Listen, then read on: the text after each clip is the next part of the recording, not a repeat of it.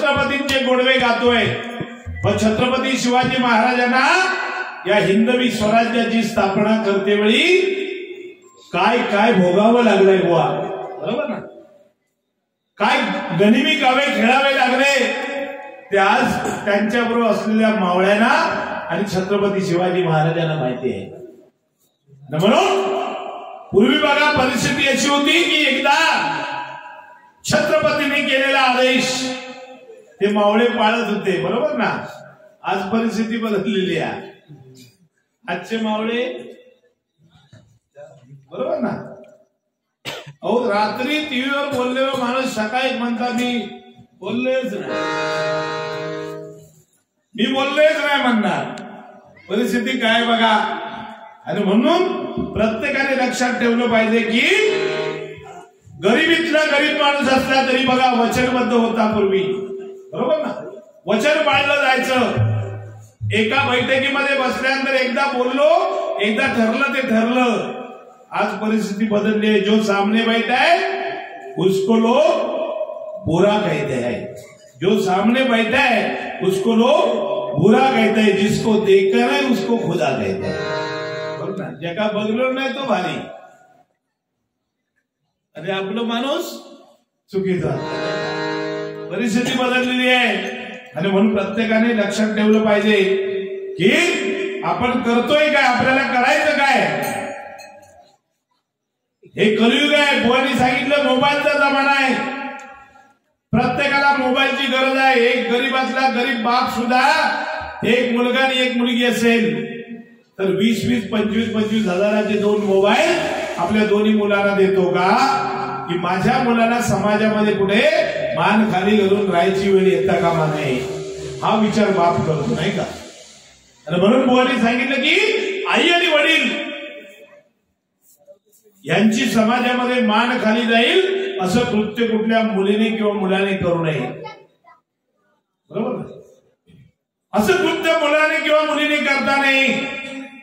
समाजामध्ये ताट मानेने आपल्या बापाला फिरायला मिळालं पाहिजे. आणि एखाद्या मुलगीने जर चुकीचं पाऊल उचललं तर समाजामध्ये तो बाप जाताना तीच लोक म्हणतात हे बघ अमुक मुलीचो बाप परवा पळावून गेली ना, तिचोच बाप येऊ. हे समाजामध्ये त्या बापाला ऐकण्याची वेळ येता कामा नये. आणि म्हणून प्रत्येकाने समाजामध्ये कसं वावरायचं. कोणी सांगितलं पूर्वी अज्ञान होतं पण संस्कृती होती. आज विज्ञान आहे पण आज अधोगती आहे, बरोबर ना?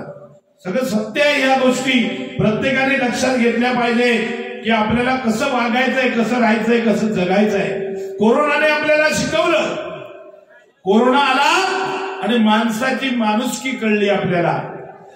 कोण कोणाचा नाही हो. बघा मुलाला बाप हात लावत नव्हता, बापाला त्यांची पत्नी सुद्धा जवळ जात नव्हती. कोरोनामध्ये काय परिस्थिती झाली बघा. आणि कोरोना म्हणजे काय तर त्या कोरोनाने कसं जगायचं हे शिकवलं. श्रीमंत असू दे गरीब असू दे प्रत्येक फक्त परमेश्वराकडे एकच मागत होता, भगवंता मला याच्यामधून वाचव. प्रत्येकाची इच्छा. पण मात्र कोरोना बुवा गेलो आणि माणूस पुन्हा उलटे झाले, बरोबर ना? पुन्हा उलटे झाले, सगळा लागले.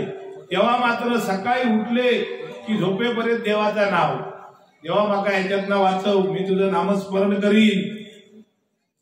पण परत लोक विचारली, कारण त्या परमेश्वराच्या इच्छेशिवाय झाडाचं पानही हलू शकत नाही. करता करविता तो भगवंत आहे, बरोबर? माणसाचा श्वासही त्याच्या इच्छेशिवाय हलू शकणार नाही. म्हणून भगवंताला किंमत आहे, लक्षात घ्या. आणि म्हणून प्रत्येकाने भगवंताने आपल्याला दिलेला हा फुकट देह आहे. हा 184 विण्या फिरल्यानंतर पाप पुण्याची समानता झाली आणि त्यावेळी या फुकट देहाची प्राप्ती झालेली आहे. हा देह वाया जाता कामा नये, व्यसनाधीन होता नाही, हे प्रत्येकाने लक्षात ठेवलं पाहिजे. कारण व्यसन करावं, एखाद्याला जर थोडंफार व्यसन असेल काय माझा म्हणणं नाही, पण लोळपाटापर्यंत ते व्यसन करणं हे 100% चुकीचं आहे. कारण हा करोड रुपयाचा देह आहे. हा वाया जाता कामा नये। एक 70-80 हजाराची गाडी घेतली तर आपण आठवड्यातनं 2दा धुतोय, बरोबर ना, 2 महिन्यांनी ऑइल चेंज करतोय। पण हा करोड रुपयाचा देह परमेश्वराने आपल्याला दिलेला आहे, त्याची राखण करणं, त्याची निगा राखणं ही जबाबदारी आपली आहे। आणि म्हणून मानवाच्या जन्माला गेल्यानंतर आपली जी कर्तव्य आहे ती कर्तव्य आपण कशी पाळली पाहिजे हे प्रत्येकाला कळलं पाहिजे, बरोबर ना। तर चिरंजीव कोण नाही लक्षात घ्या, चिरंजीव कोणही नाहीये, 3च चिरंजीव होऊन गेले, बरोबर ना। हनुमंत आणि कोण बुवा, तिघेच चिरंजीव होऊन गेले, बाकी जगात कोणही चिरंजीव नाही, लक्षात घ्या। फक्त हनुमंत एक, आणि मला वाटतं परशुराम, हनुमंत, परशुराम आणि द्रोणाचार्य हे तिघेच चिरंजीव झाले, बाकी चिरंजीव कोण नाही, सगळे आपण जाणार आहोत। आणि म्हणून प्रत्येकाने एवढं लक्षात ठेवलं पाहिजे की आपलं कर्तव्य काय, आपण जन्माला कशासाठी आलोय हे प्रत्येकाला कळलं, विषय संपला। कारण प्रत्येकाचा शेवट हा ठरलेला आहे, आणि एकाच वाटेने आपण जाणार। किती जरी मोठा आपण बंगला बांधला, बरोबर ना, 4 माळ्याचा बंगला बांधला तरी सुद्धा कोण असा म्हणणार नाही की नानान बंगलो बांधला ना त्या टेरेसवर मेल्यानंतर आंघोळ घालूया, गळ्यातच घालणार, गळ्यातच घालणार। आणि म्हणून प्रत्येकाने आपलं कर्तव्य काय हे प्रत्येकाने लक्षात घेतलं पाहिजे, ठीक आहे। जास्त वेळ आपला घेणार नाही, कारण थंडी भरपूर आहे, आणि म्हणून प्रत्येकाने ज्याला ग्रंथ कळला त्याला संत कळला, आणि ज्याला संत कळला त्याला भगवंत कळला, लक्षात घ्या।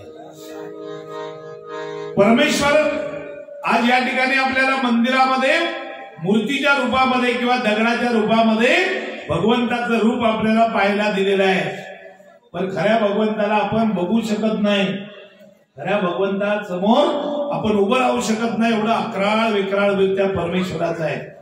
आणि म्हणून त्या शाश्वत भगवंताचं नामस्मरण केलं पाहिजे। जे दिसतंय नाशवंत आहे, आणि जे दिसत नाही ते शाश्वत आहे, लक्षात घ्या।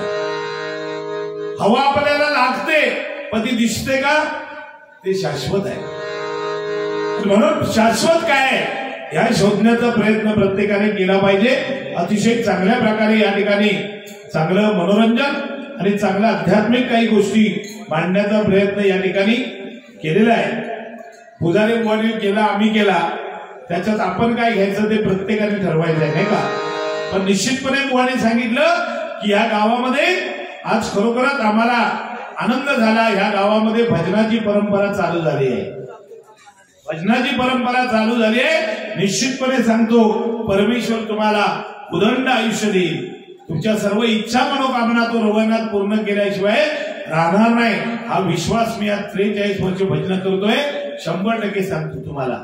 अरे या भजनामध्ये ताकद आहे, परमेश्वराच्या जवळ जाण्याचा उत्तम मार्ग म्हणजे भजन आहे। म्हणून प्रत्येकाने आज खरोखरच या ठिकाणी आनंद आम्हाला मिळाला की या गावामध्ये पहिलं भजन झालं, आणि म्हणून ह्या गावासाठी मी खरोखरच सांगतोय की महाराष्ट्रामध्ये कोकण ही शान आहे, महाराष्ट्रामध्ये कोकण ही शान आहे, आणि रत्नागिरी जिल्ह्यामध्ये कोळवणखडी, रत्नागिरी जिल्ह्यामध्ये कोळवणखडी हा गाव महान आहे, हा गाव महान आहे, हा गाव महान आहे। खरोखर तुम्हाला लाख लाख धन्यवाद या ठिकाणी देतो आणि गजराला सुरुवात करतोय।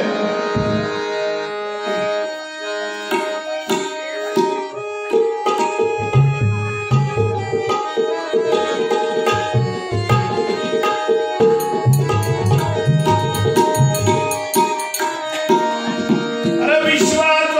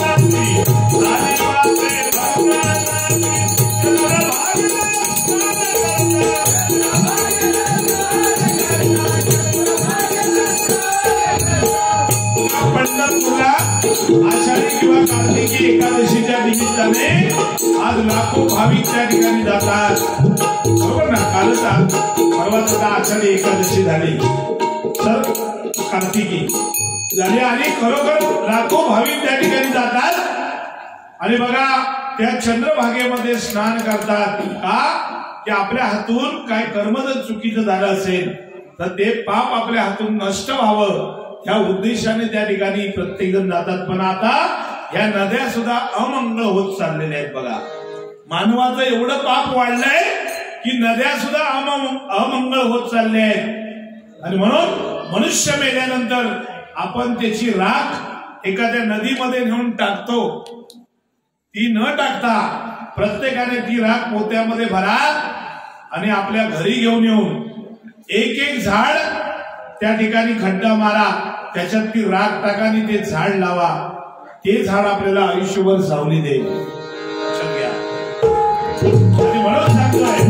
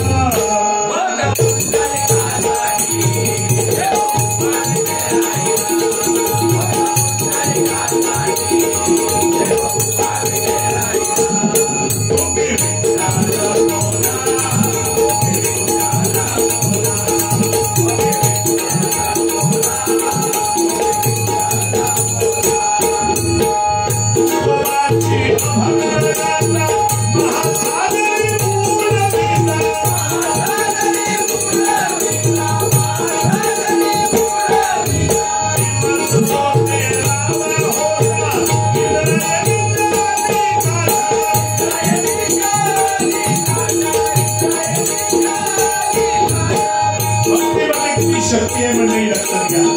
तुकाराम महाराजांच्या गाथा इंद्रायणीमध्ये बुडवल्या गेल्या, पण तुकाराम महाराजांनी आपली भक्ती थांबवली नाही. त्या ठिकाणी परमेश्वराचं नामस्मरण करत बसले आणि 13व्या दिवशी बघा त्या गाथा त्या इंद्रायणीच्या काठावर आलेल्या आहेत. ही भक्तीमध्ये पावर आहे, शक्ती आहे, ताकद आहे. लक्षात म्हणून